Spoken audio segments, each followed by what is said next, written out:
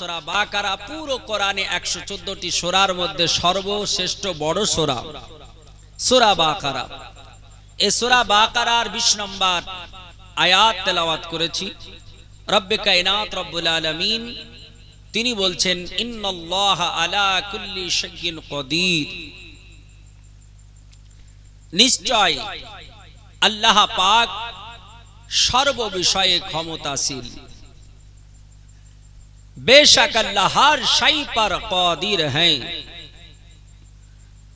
अल्लाह पाक रब्बे कायनात रब्बुल आलमीन तिनार क्षमता तिनार कुदरत पृथिवीर कोनो मानुष बुझते पारेनी, कियामतेर सकाल पर्यन्त बुझते पारबे ना। पारबे नाकि? कोनो मानुष बुझते पारेनी। আল্লাহ পাক যে কোন পবিত্র সত্তা, এটা আল্লাহ তাআলা জিনাকে যতটা জানিয়েছেন তিনি ততটা জানেন, এর চাইতে বেশি কিছু নয়। আল্লাহ পাকের কুদরতের কোনো শেষ নেই। মানুষ যেটা মনে করে অসম্ভব, কিন্তু আল্লাহ পাকের নিকটে সেটা হচ্ছে সম্ভব। আল্লাহ পাক এই পৃথিবীতে তিনার প্রতিনিধি অর্থাৎ নবী রাসূল 1 লক্ষ মতান্তরে 2,24,000 প্রেরণ করেছিলেন। এই নবীদের মধ্যে একজন নবী যিনার নাম হযরতে ইব্রাহিম খলিলুল্লাহ। কোরআন পাকে 25টা নবীর নাম আল্লাহ তাআলা দিয়েছেন। কোরআন পাকে কোন নবীর নাম দিয়েছেন হযরত আদম সফিউল্লাহ, কোন নবীর নাম দিয়েছেন হযরত নূহ আলাইহিস সালাম, কোন নবীর নাম বলেছেন হযরত শীস আলাইহিস সালাম, কোন নবীর নাম বলেছেন হযরত ইয়াহইয়া আলাইহিস সালাম, কোন নবীর নাম বলেছে হযরত লূত আলাইহিস সালাম, কোন নবীর নাম বলেছে হযরত খিজির আলাইহিস সালাম, কোন নবীর নাম বলেছে হযরত ইয়াকুব আলাইহিস সালাম, কোন নবীর নাম বলেছেন হযরত ইসহাক আলাইহিস সালাম, কোন নবীর নাম বলেছে হযরত ইউসুফ আলাইহিস সালাম, কোন নবীর নাম বলেছে হযরত মূসা কালিমুল্লাহ, কোন নবীর নাম বলেছেন হযরত সালেহ আলাইহিস সালাম, কোন নবীর নাম বলেছে হযরত ইয়াহইয়া আলাইহিস সালাম, কোন নবীর নাম বলেছে হযরত জাকারিয়া আলাইহিস সালাম। আল্লাহ পাক কোন নবীর নাম দিয়েছেন ইব্রাহিম খলিলুল্লাহ, কোন নবীর নাম দিয়েছেন হযরত ইসমাইল জবিউল্লাহ, কোন নবীর নাম দিয়েছে হযরত ইসহাক আলাইহিস সালাম, কোন নবীর নাম দিয়েছে হযরত ঈসা রুহুল্লাহ, কোন নবীর নাম দিয়েছে হযরত আইয়ুব আলাইহিস সালাম, কোন নবীর নাম দিয়েছে হযরত ইলিয়াস আলাইহিস সালাম, কোন নবীর নাম দিয়েছে হযরত দিনিয়াল আলাইহিস সালাম, কোন নবীর নাম দিয়েছে হযরতে ইউসুফ আলাইহিস সালাম, কোন নবীর নাম দিয়েছে হযরতে মুহাম্মাদুর রাসূলুল্লাহ সাল্লাল্লাহু তাআলা আলাইহি ওয়া সালাতু তাসলিম। আল্লাহ তাআলা এই অগণিত নবী পৃথিবীতে পাঠিয়েছেন। এদের মধ্যে আল্লাহ পাক যাকে আবুল আম্বিয়া বলে ডেকেছেন। আবুল আম্বিয়া, আবুল মানে হলো পিতা, আবুল মানে হলো বাবা, আবুল মানে হচ্ছে ফাদার, আর আম্বিয়া নবীর বহু বচন হচ্ছে আম্বিয়া। আবুল আম্বিয়া মানে নবীগণের পিতা। ইব্রাহিম আলাইহিস সালামকে বলা হয়েছে নবীগণের পিতা। হযরত ইব্রাহিম আলাইহিস সালামকে আল্লাহ কখন পাঠিয়েছিলেন? আল্লাহ তাআলা রব্বে কায়নাত পৃথিবীর বুকে তখন পাঠিয়েছিলেন হযরতে নূহ আলাইহিস সালাম, যিনাকে দ্বিতীয় আদম বলা হয়। নাম শুনেছেন তো? হযরতে নূহ আলাইহিস সালাম যাকে দ্বিতীয় আদম বলা হয়।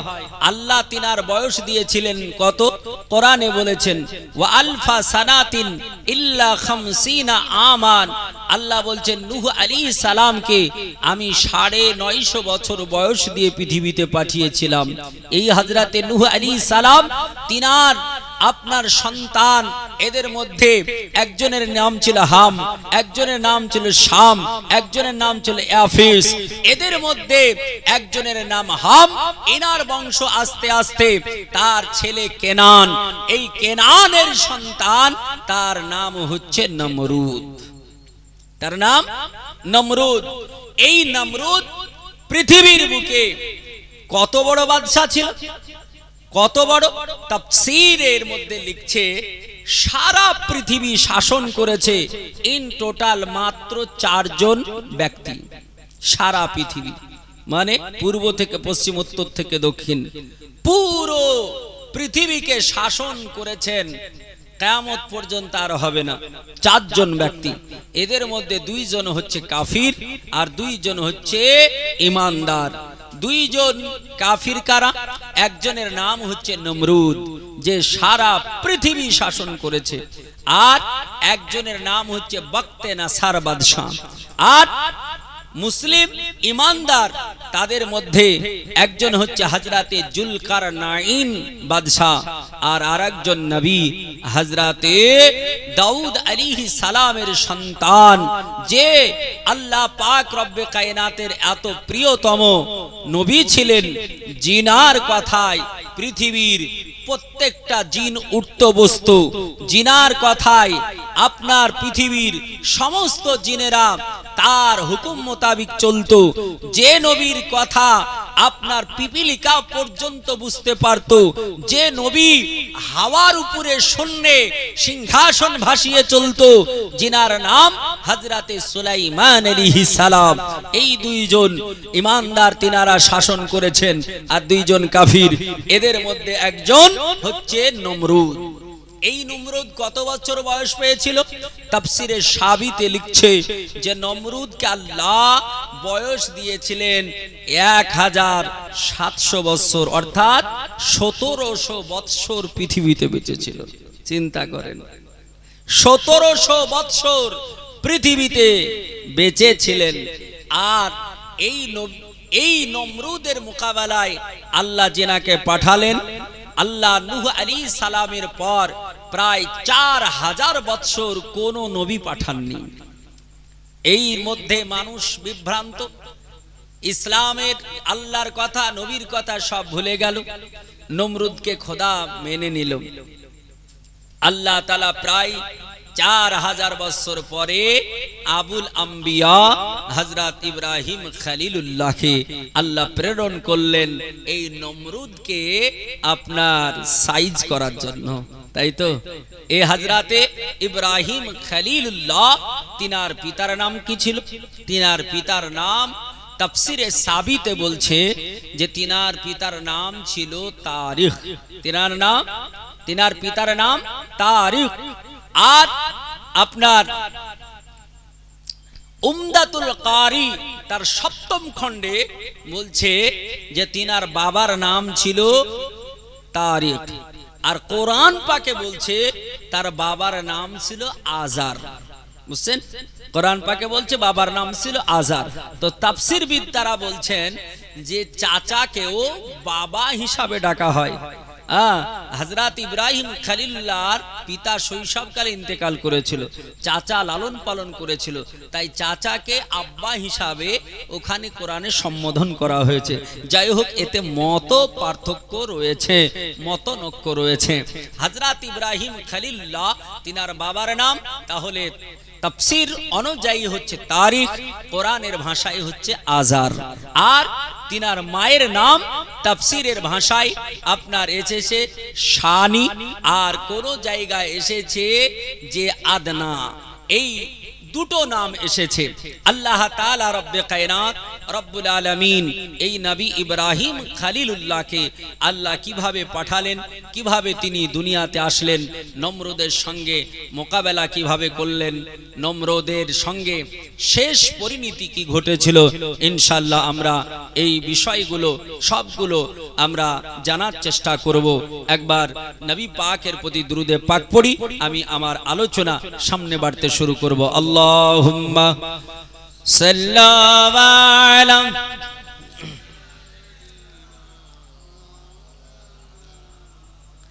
মুহাম্মাদ ওয়া আলা আলি সাইয়্যিদিনা মাওলানা মুহাম্মাদ সাল্লাল্লাহু আলা মুহাম্মাদিন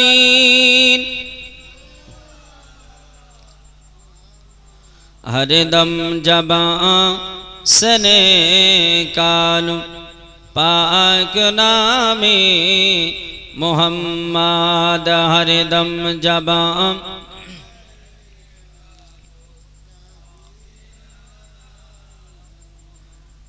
मुहम्मद नाबुदे ए जहां भी बुदे मुहम्मद बुदे ए जहां भी बुदे अल्लाहुम्मा सल्ली अला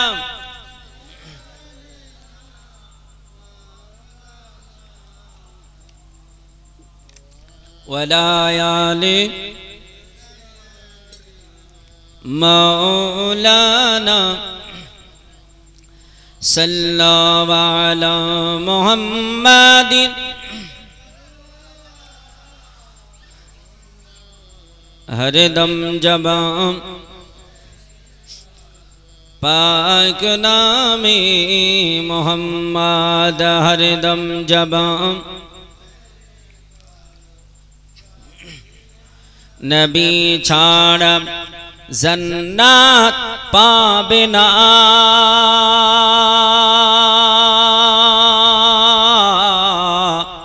प्रिय नबी के भोला जावे ना नबी छाड़ा जन्नत पावे ना प्रिय नबी के भोला जाबे ना अल्लाह बोले पवित्र कुराने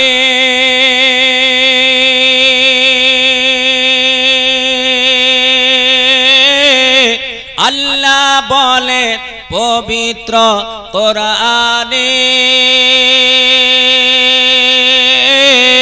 जा किछु आछे आसमानो जमीने सब किछु तोमार अधीने प्रिय नबी के भोला जाबे ना नबी छाड़ा जन्नत पावे ना प्रिय नबी के भोला जाबे ना अल्लाहुम्मा सल्ली अला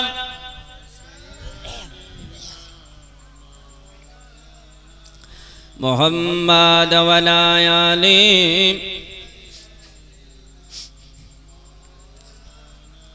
मोहम्मद सल्लल्लाहु ताला अलैहि वसल्लम मुअज्जज मुहतरम अल्लाह पाक रब्बे कायनात रब्बुल आलामीन তিনি পবিত্র কালাম কোরআন হাকিমে আল্লাহ তাআলা ঘোষণা দিলেন আল্লাহ তাআলা বিশ্ব জগৎকে জানিয়ে দিলেন আল্লাহ বলছেন মানুষ রে তোমরা যে যতটাই তোমরা পরিশ্রম করো না কেন যে যতটাই চেষ্টা করো না কেন তোমাদের ক্ষমতা তোমাদের শক্তি তোমাদের বুদ্ধি তোমাদের মনোবল সব বৃথা আমার নিকটে আমি আল্লাহ আমার সঙ্গে তোমরা কেউ টক্কর দেবে না আমি আল্লাহ আমার সঙ্গে কেউ পাঙ্গা নেবে না আমি আল্লাহ আমার সঙ্গে কেউ চ্যালেঞ্জ ঘোষণা করবে না আমি আল্লাহ তাআলা আমি হলাম সমস্ত সৃষ্টিকুলের স্রষ্টা তোমরা কি জানো না আমি আল্লাহ আমার ক্ষমতা কত আল্লাহ তাআলা কোরআন পাকে বললেন ও পৃথিবীর জমিনের মানব শোনো আমি আল্লাহ ইন্নাল্লাহা আলা কুল্লি শাইইন কাদির আমার আল্লাহ পাক রব্বে কায়নাত রব্বুল আলামিন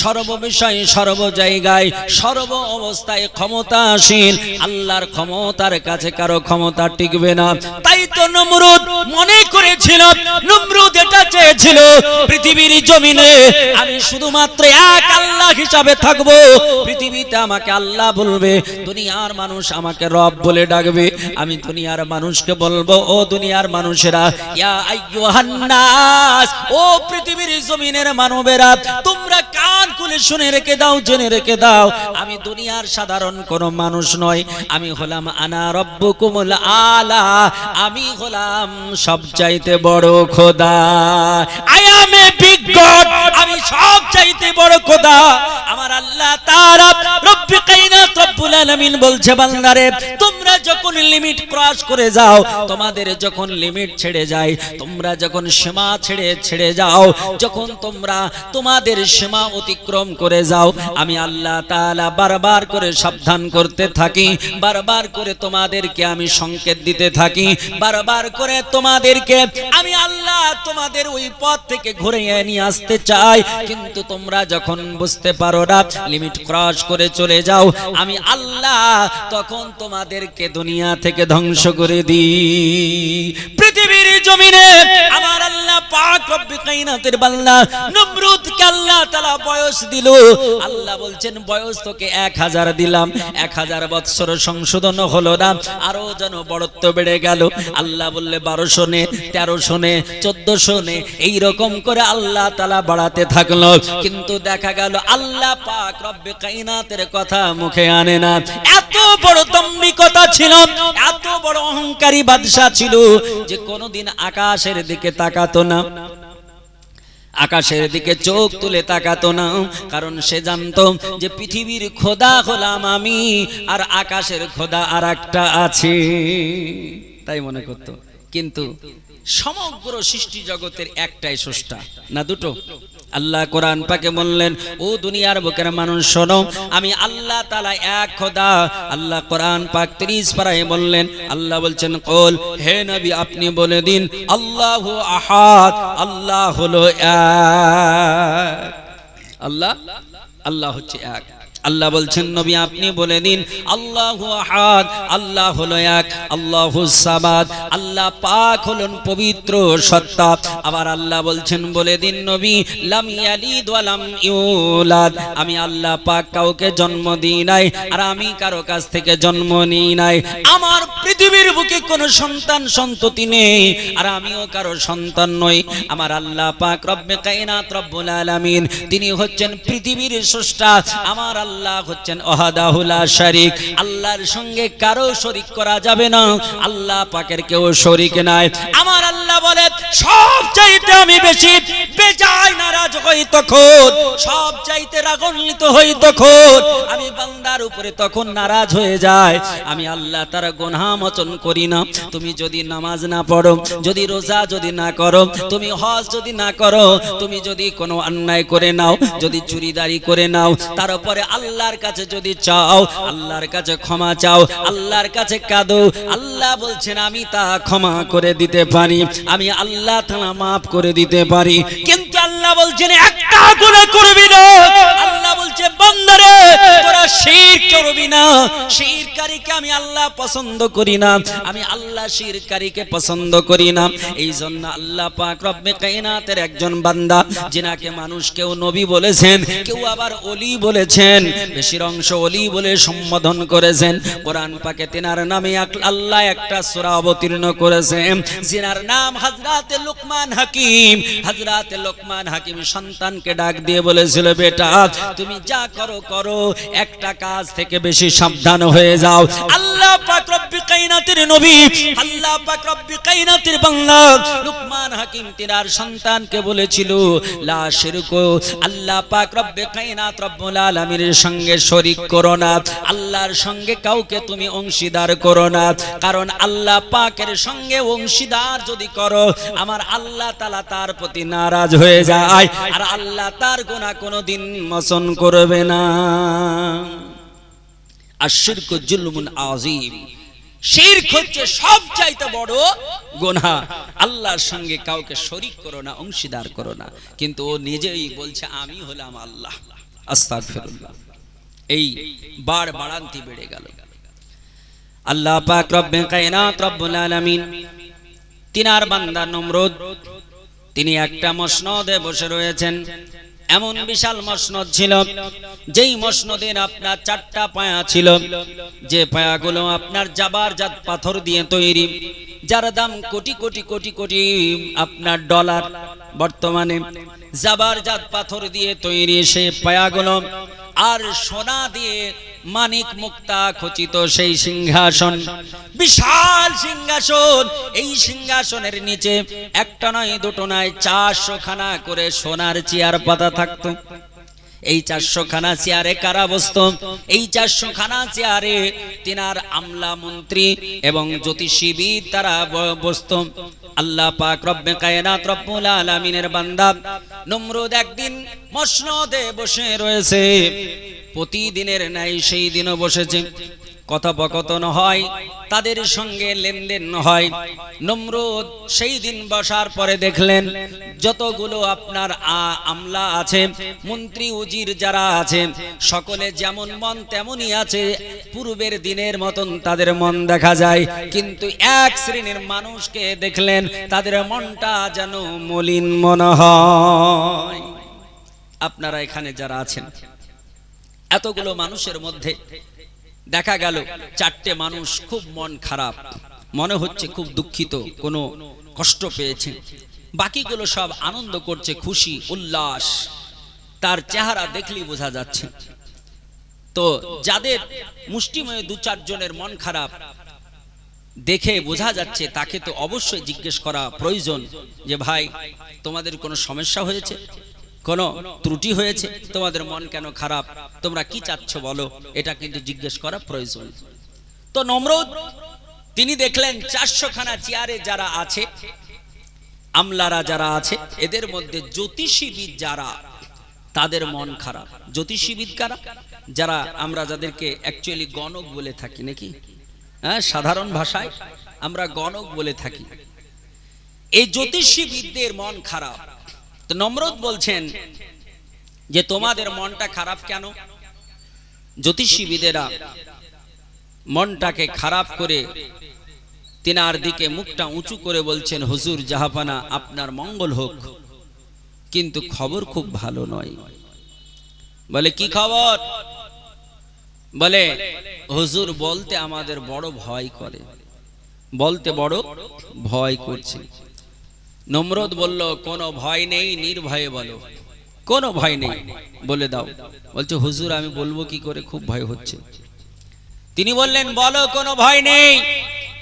তখন জ্যোতিষীবিদদের মধ্যে যিনি অভিজ্ঞ ব্যক্তি ছিলেন, তিনি বললেন যে হুজুর আজকে এই সন্ধ্যেবেলায় আকাশে একটা নক্ষত্র দেখেছি, এই নক্ষত্রটা ইতিপূর্বে আমি দেখিনি।